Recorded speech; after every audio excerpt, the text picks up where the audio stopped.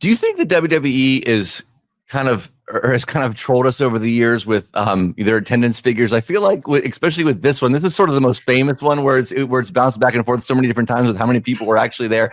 But like, I feel like they kind of create that, and then like they keep kind of throwing that out there, and they do it with events now. I feel like they're just doing it laughing, being like, "Yeah, let's." I think they're doing it now laughing. I mean, there's an entire section of the book about the mythology of the 93,173 people in attendance. Basil DeVito. Now, this is something I'd never discussed this with Basil DeVito at the time, and I don't think Basil DeVito would have been very open to discussing this with me in 1987, because I was a writer for the magazine, and why would I be asking such Mark questions, even though I am a very proud Mark? There was a rumor I'd heard that Basil DeVito wrote the number in advance on a cocktail napkin.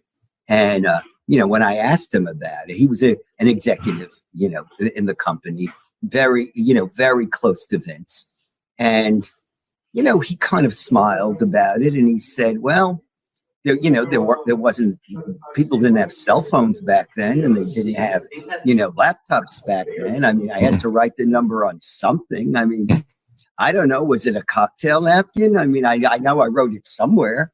So, but he swears there were 93,173 people in the building because, and again, this is all said with a smile.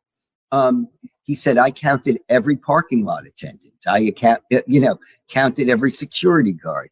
I counted every hot dog vendor. And, Tom Buchanan, the photographer, remembers a directive coming from either Linda McMahon or from Basil that the fans who were tailgating and didn't have tickets be let into the stadium. Because Vince had given the order, I don't want to see one empty seat. And he wasn't saying that lightly. He did not want to see one empty seat. And the people who worked there knew he would take it out on them if he did. So the doors were flung open. Now, it's not like they announced it on, the radio in Detroit and another 15,000 people, drove over to the Silverdome. So look, I'm imagining there were 93,173, but there were a lot of people there.